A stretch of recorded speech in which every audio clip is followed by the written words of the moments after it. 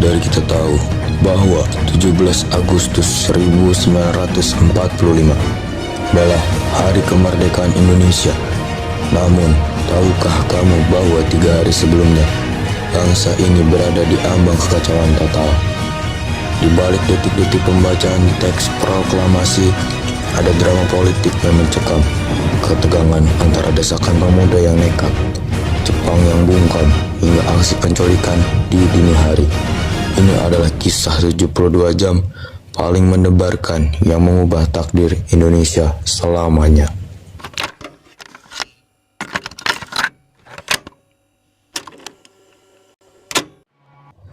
Bocornya informasi senyap.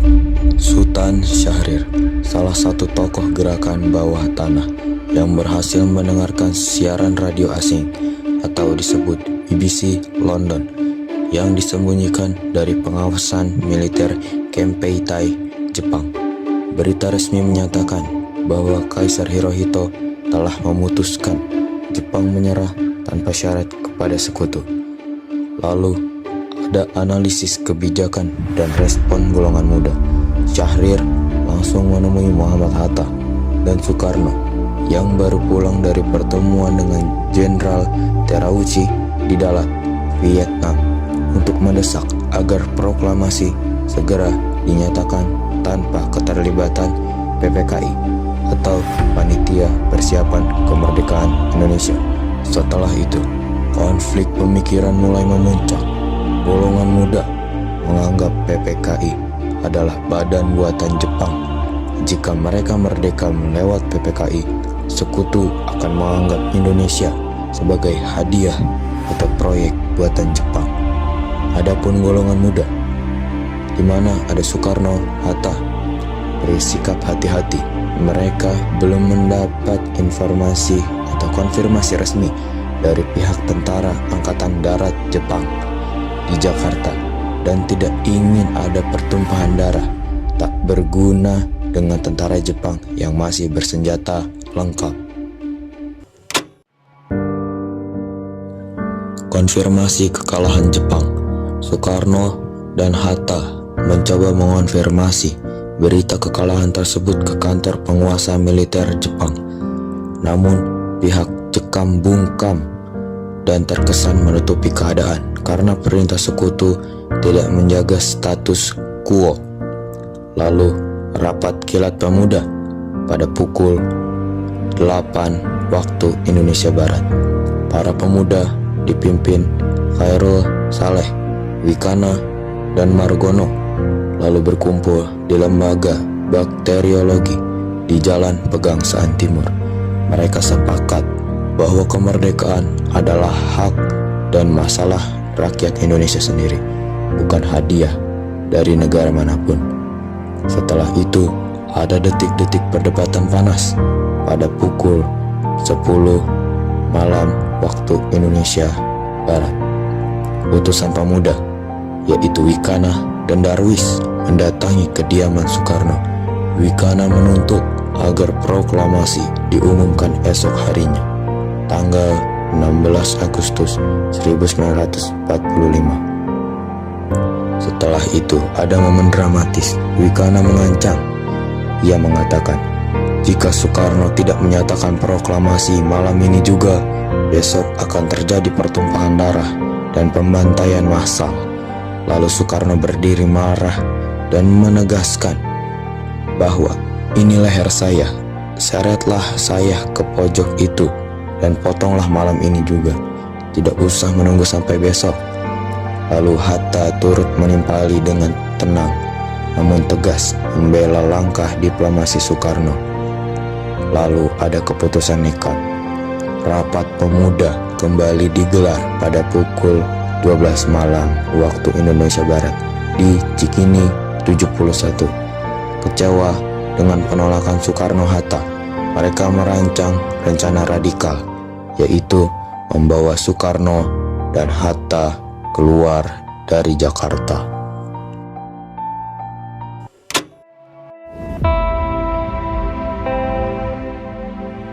Dini hari di Rengas Dengklok pukul 3 pagi sampai 4 sore. waktu Indonesia Barat. Soekarno, Hatta, Ibu Fatmawati, dan Guntur yang masih bayi dibawa oleh Sodan Kosinggi, Soekarni, dan Yusuf Kunto ke markas Peta di Rangas Dengklok, Karawang. Tujuan penculikan mengamankan mereka dari tekanan atau adu domba Jepang di Jakarta, serta meyakinkan Soekarno bahwa rakyat dan Peta siap berperang jika proklamasi dicanangkan. Lalu ada penjelajah diplomasi Ahmad Subarjo.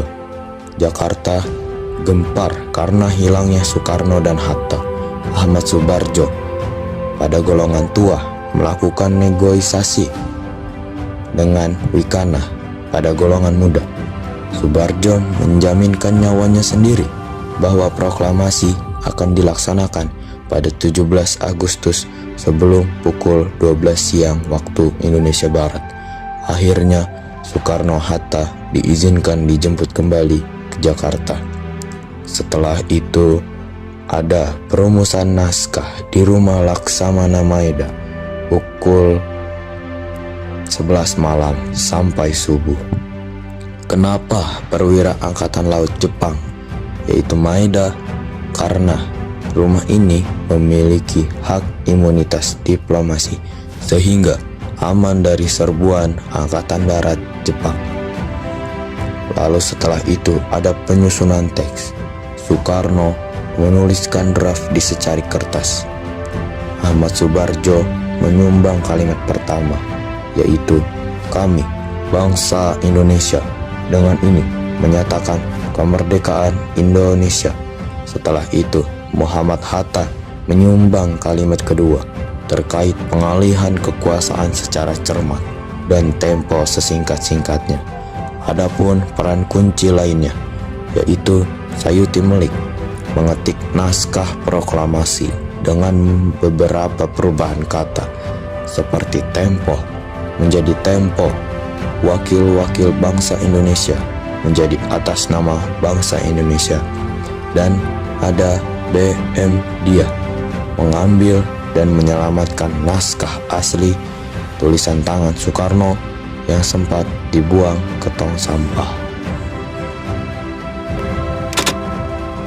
Pagi hari yang menegangkan pada pukul 5 subuh sampai 9.30 waktu Indonesia Barat. Kondisi Soekarno terbangun dalam keadaan kurang sehat, mengalami gejala demam malaria. Beliau ditangani langsung oleh Dr. Soeharto, yaitu dokter pribadinya, dan beristirahat sejenak sebelum acara. Ada perubahan lokasi penting. Awalnya massa pemuda berkumpul di laporan Ikada, yang sekarang menjadi Monas, untuk mendengarkan proklamasi. Namun Soekarno dan Hatta memutuskan memindahkan lokasi ke halaman rumah Soekarno di Jalan Pegangsaan Timur nomor 56 Cikini, Jakarta, guna menghindari bentrok berdarah dengan pasukan militer Jepang yang sudah berjaga ketat di lapangan Ikada. Lalu persiapan gotong royong hemat dan sederhana. Ada mikrofon diusahakan oleh Wilopo dan Suwiryo, wali kota Jakarta pada saat itu, diambil dari rumah seorang pemilik elektronik bernama Gunawan. Tiang bendera dibuat secara mendadak dari batang bambu jemuran pakaian yang dipotong, lalu diberi tali kasar.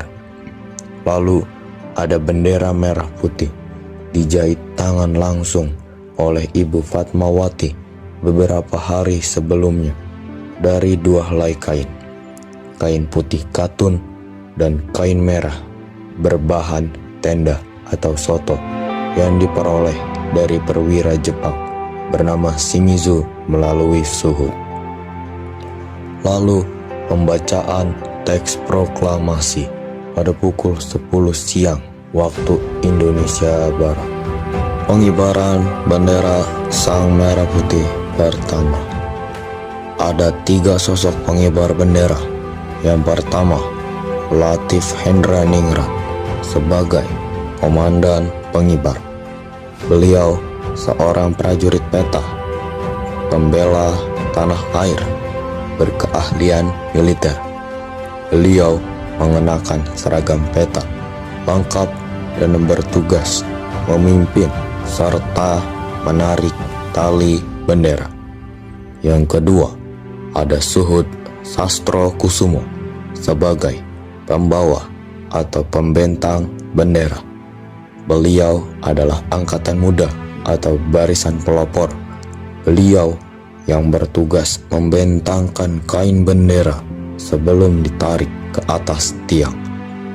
Yang ketiga, ada Trimurti sebagai pendamping atau pembawa baki. Beliau adalah tokoh pejuang perempuan dan wartawan senior. Awalnya beliau ditunjuk mengerek bendera, namun Trimurti menolak dan mengusulkan agar prajurit, yaitu Latif, yang mengereknya karena kondisi perang atau keamanan. Lanjut ke prosesi sakral. Setelah bendera dibentangkan oleh Suhud, Latif Hendraningrat perlahan menarik tali mengerek sang saka merah putih naik ke ujung tiang bambu. Begitu bendera mulai naik